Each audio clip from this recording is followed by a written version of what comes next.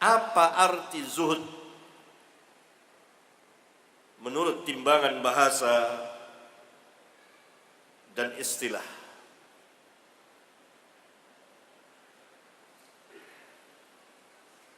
Dan mana zuhud yang syar'i dan yang tidak syar'i?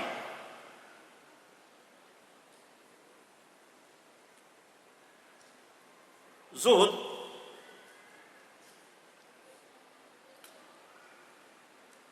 artinya secara lugah bahasa meninggalkan atau tidak berkeinginan terhadap sesuatu secara lugah bahasa.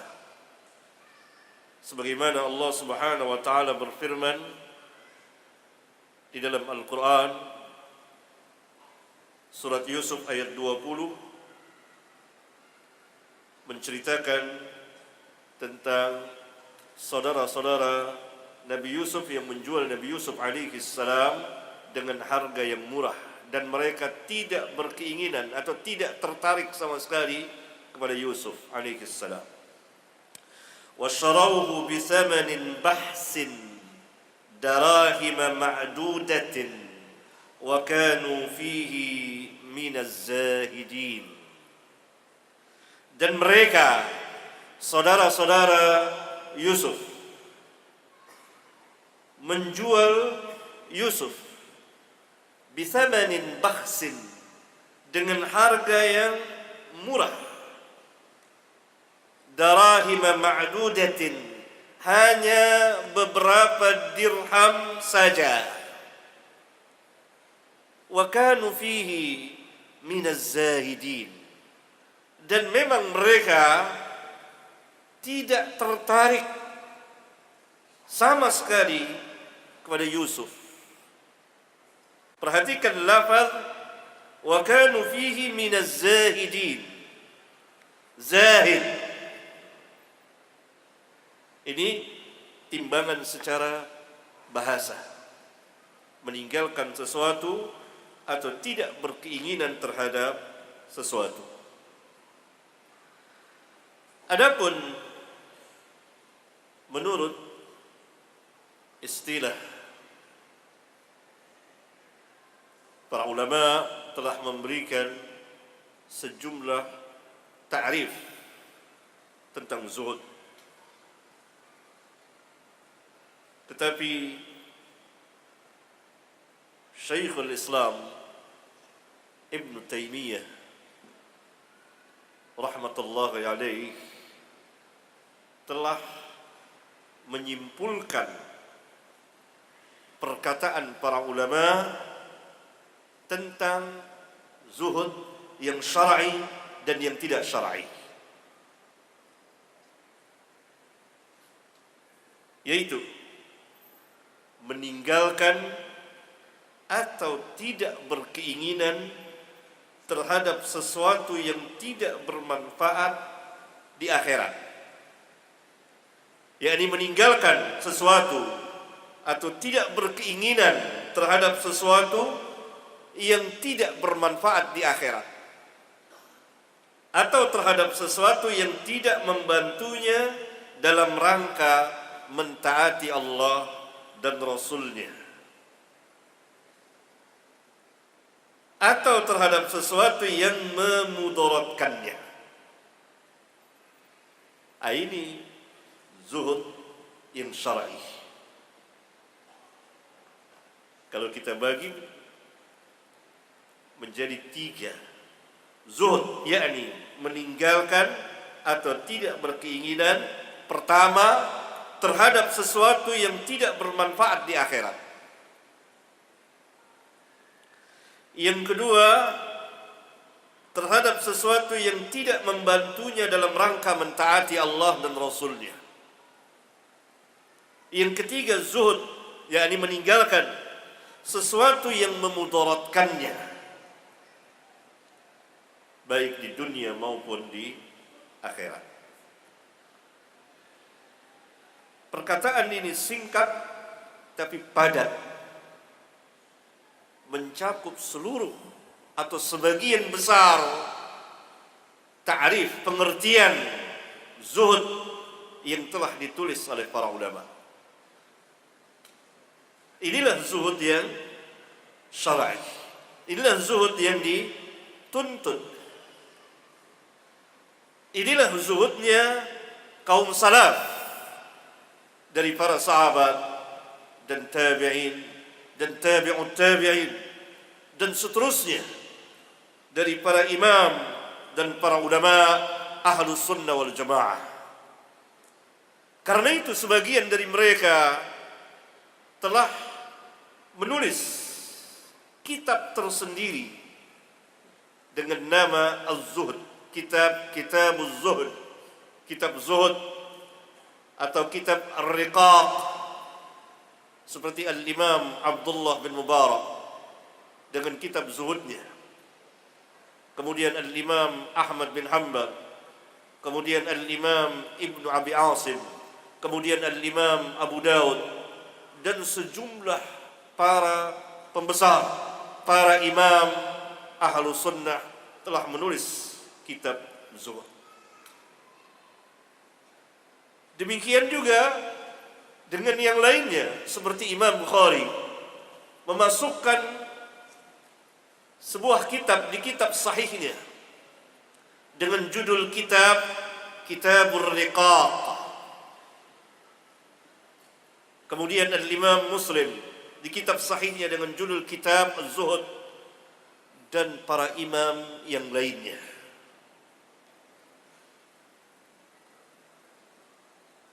Mereka membawakan hadis-hadis Rasulullah sallallahu alaihi wasallam yang berkaitan dengan zuhud itu sendiri.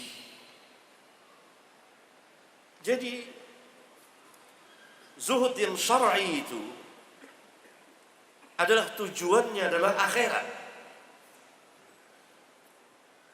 Tentu dengan tidak meninggalkan dunia.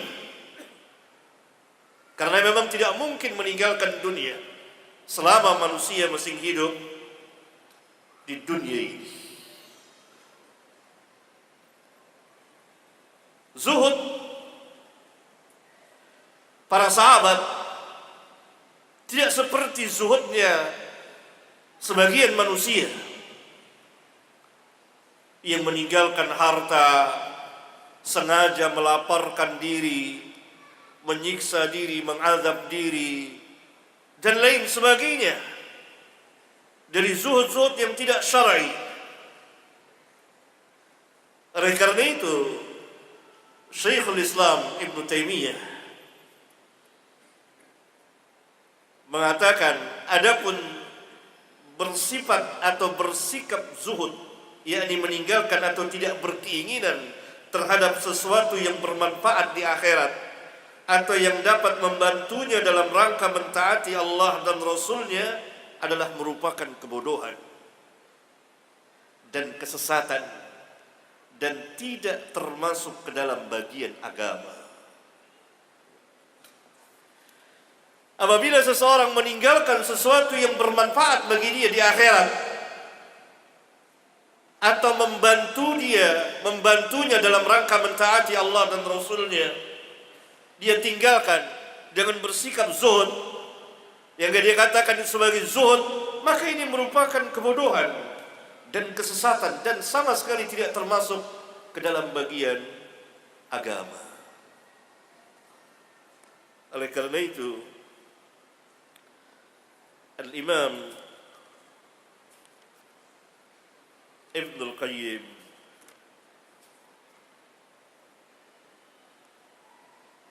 rahimahullah ta'ala mengatakan di kitabnya Tariqul Hijratain tentang hakikat zuhud. Apakah zuhud itu seseorang harus hidup miskin, memiskinkan dirinya, meninggalkan dunianya sama sekali, meninggalkan hartanya, dan lain sebagainya? Beliau mengatakan dalam sebuah perkataan yang sangat bagus sekali, فليس الزهد أن تترك الدنيا من يدك وهي في قلبك وإنما الزهد أن تتركها من قلبك وهي في يدك. Bukanlah zuhud itu engkau meninggalkan dunia yang ada di tanganmu, padahal dunia itu masih ada di hatimu. Engkau tinggalkan dunia yang ada di tanganmu, padahal dunia itu masih ada bersemayam di hatimu. Akan tetapi zuhud itu, sesungguhnya zuhud itu engkau meninggalkan dunia yang ada di hatimu, padahal dunia itu masih ada di tanganmu. Ini zuhudnya Nabi yang mulia sallallahu alaihi wasallam. Ini zuhudnya Al-Khulafa'ur Rasyidin Al-Mahdiyyin. Ini zuhudnya kaum tabi'in. Ini zuhudnya Umar bin Abdul Aziz dan para ulama yang lain. Ini perkataan bagus sekali. Falaysa az-zuhd an tatruka ad-dunya min yadika wa hiya fi qalbik. Wa innama az-zuhdu an tatrukaha min qalbika wa hiya fi yadik. Bukan zuhud namanya engkau meninggalkan dunia, tidak memperdulikan dunia, padahal dunia itu masih ada di hatimu.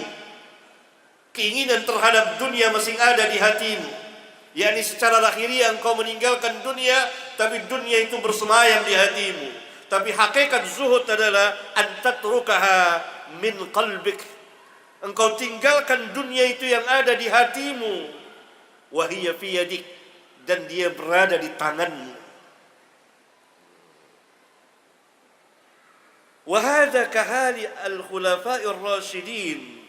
Inilah keadaan yakni zuhudnya al-khulafa'ir rasyidin, kata al-Imam Ibnu Qayyim, juga Umar bin Abdul Aziz. Bahkan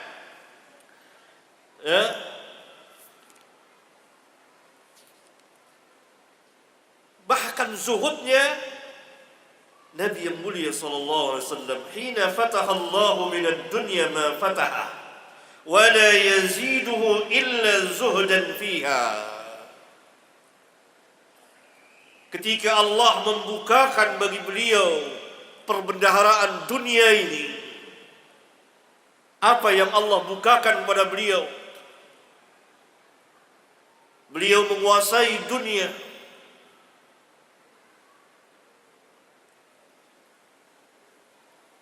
tapi tidak bertambah kepada beliau kecuali zuhud.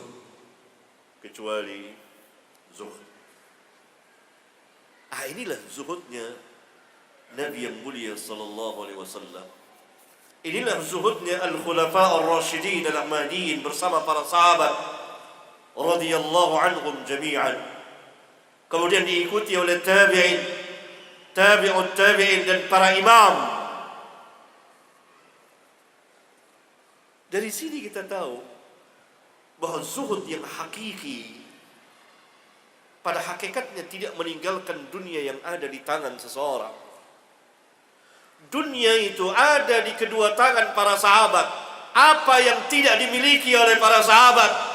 Tapi apakah mereka menjadi budak-budak dunia? Apakah mereka menjadi budak-budak harta yang mereka miliki? Tidak.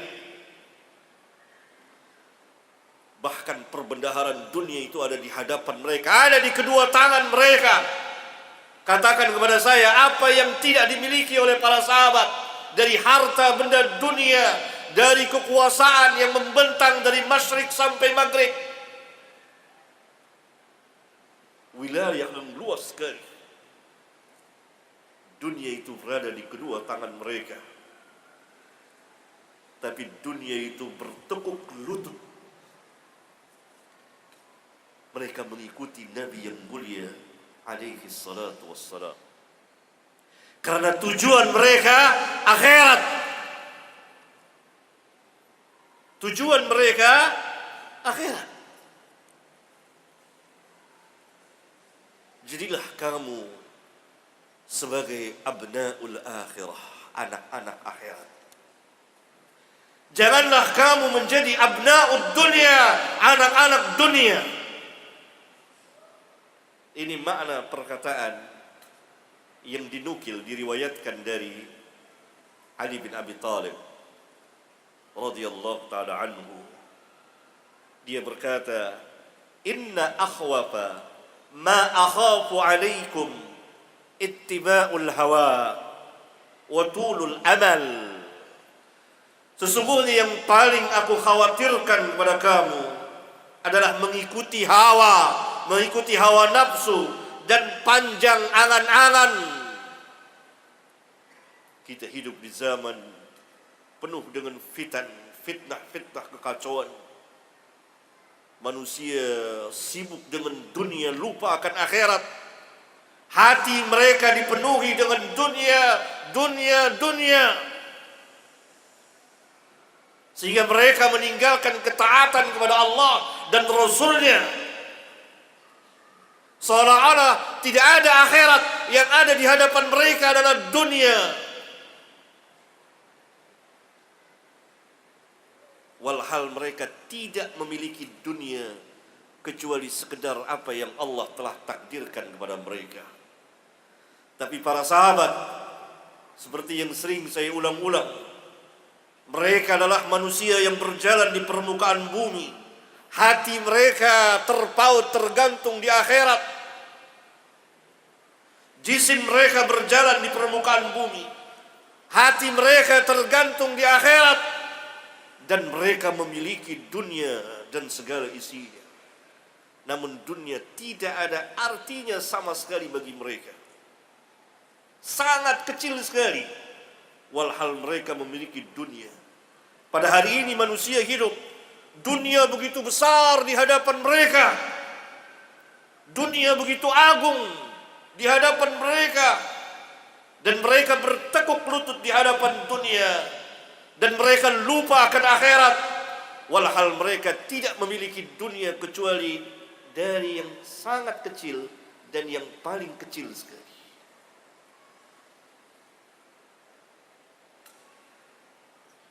Kemudian Ali menjelaskan, fa'amma ittiba'ul hawa fayasuddu 'anil haqq. Adapun mengikuti hawa itu akan menghalangi manusia dari kebenaran. Mengikuti ajaran-ajaran yang sesat, mengikuti perjalanan orang-orang yang sesat, meninggalkan sunnah Nabi yang mulia alaihi salatu wassalam. Ittiba'ul hawa wa amma tulul amal. Adapun panjang angan-angan pasti fayunsil akhirah. Dia akan lupa akan akhirat. Dia berangan-angan dunianya, dari satu dunia ke dunia yang lain. Dia lupa, tidak ingat akan akhirat. Ala wa inna dunya irtahalat mudbiratan. Ketahuilah, dunia itu berangkat berjalan dengan membelakang. Dia membelakangi kita. Dia berikan bokongnya kepada kita. Irtahalat mudbiratan wartahalatil akhiratu muqbilatan. Wartahalatil akhiratu muqbilatan. Sedangkan akhirat berangkat berjalan, dia menghadap kepada kita. Dari perkataan ini para ulama mengatakan, alangkah anehnya orang yang menghadap kepada sesuatu yang membelakangi dia dan membelakangi kepada sesuatu yang menghadap kepada dia. Aneh. Orang yang mengejar dunia itu aneh. Dunia itu membelakangi kita. Dia berikan bokongnya kepada kita dan kita menghadap kepadanya. Aneh.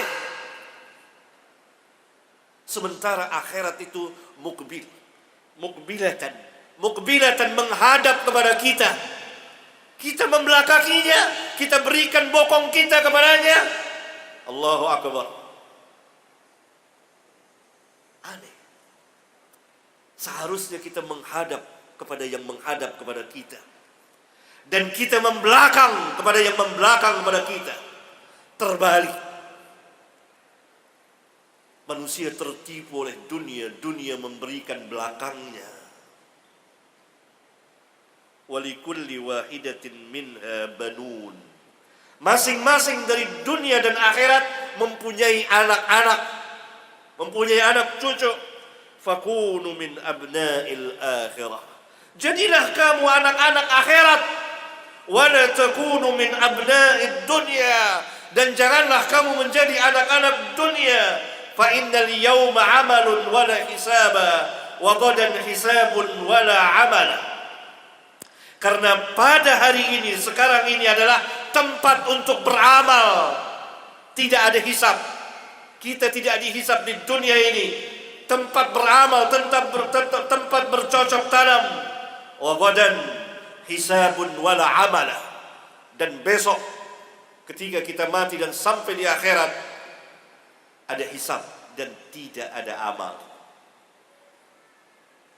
Asar ini diriwayatkan oleh Al-Imam Ibnu Abi Syaibah di kitabnya Al-Musannaf, kemudian oleh Al-Imam Ibnu Al-Mubarak di kitab Zuhudnya,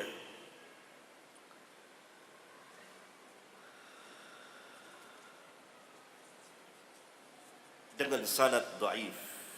Saya harus memberitahukan karena ada seorang rawi yang tidak dikenal, tapi perkataan ini maknanya sahih, yakni secara isnad dhaif. Dan bagian kedua dari hadis, dari asar ini, yaitu ala wa inna dunya irtahalat mudbiratan, sampai akhir, Al-Imam Al-Bukhari di kitab sahihnya meriwayatkan secara mu'allaq, ta'liqan, tanpa sanad, dan Al-Hafidz bin Hajar telah menjelaskan sanadnya. Dan secara kaidah ilmu hadis, sanadnya dhaif. Saya bawakan ini dan saya jelaskan ini karena makna perkataan ini besar sekali, dan memang zuhudnya kaum salaf seperti itu. Dan kita akan lihat nanti di hadis-hadisnya, di sebagian hadisnya juga perkataan ini sangat masyhur, dan sebagian tidak tahu siapa yang meriwayatkannya.